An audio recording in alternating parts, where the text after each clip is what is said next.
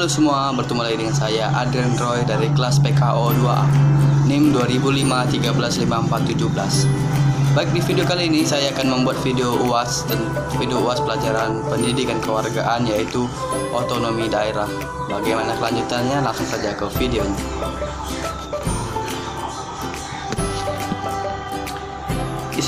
Istilah otonomi secara etimologi berasal dari bahasa Yunani, yaitu autos yang berarti sendiri dan namos yang berarti aturan.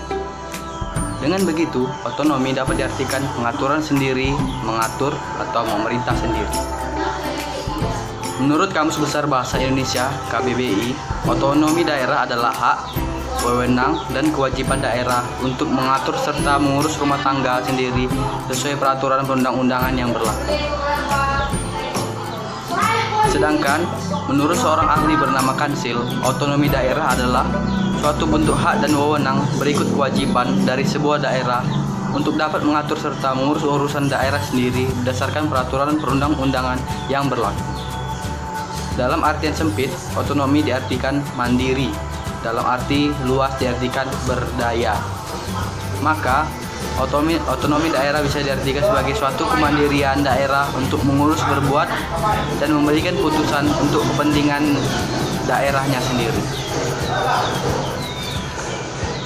Sedangkan, menurut seorang ahli, namun, dalam melaksanakan otonomi, setiap daerah tetap dikontrol oleh pemerintah pusat sesuai undang-undang.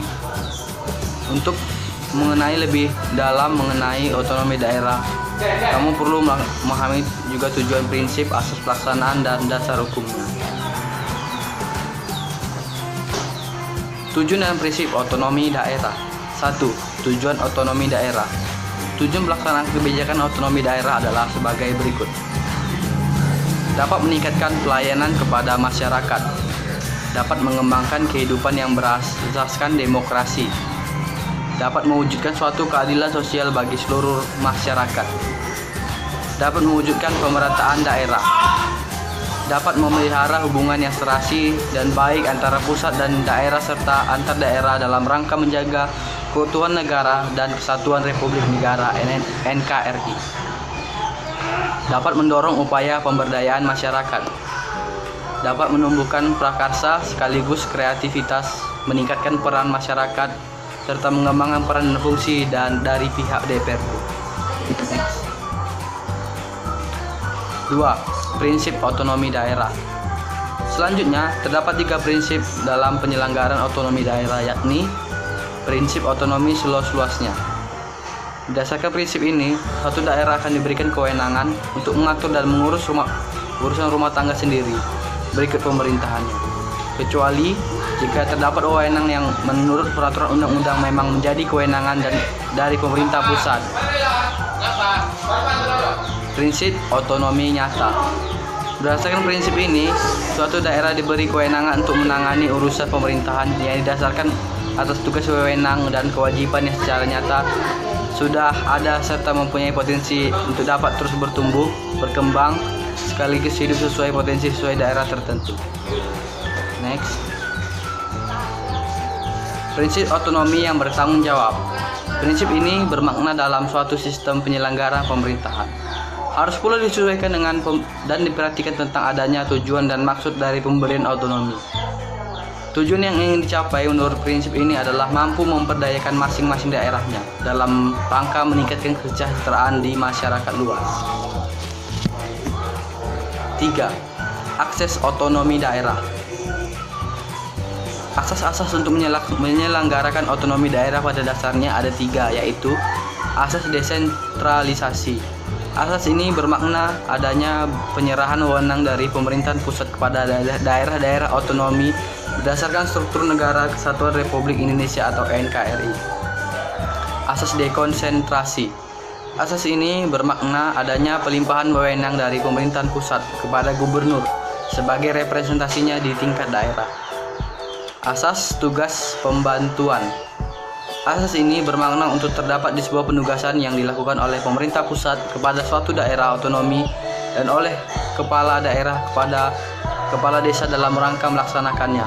Tugas tertentu yang disertai adanya ketentuan tentang pembiayaan, sarana, dan prasarana serta sumber daya manusia. Next. 4. Pelaksanaan otonomi daerah.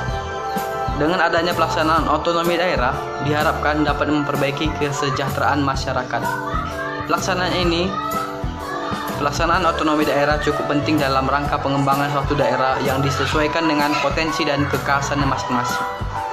Melalui kebijakan sistem otonomi daerah bisa menjadi sebuah kesempatan yang baik bagi pemerintah daerah untuk dapat membuktikan kemampuan secara maksimal dalam melaksanakan kewenangan yang sejatinya adalah hak dari setiap daerah.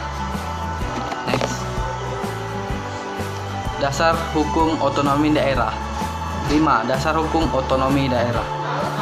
Pelaksanaan otonomi daerah mempunyai beberapa dasar hukum, yaitu Pasal 18 ayat 1 sampai 7, Pasal 18A ayat 1 dan 2, serta Pasal 18B ayat 1 dan 2 Undang-Undang Dasar Negara Republik Indonesia tahun 1945.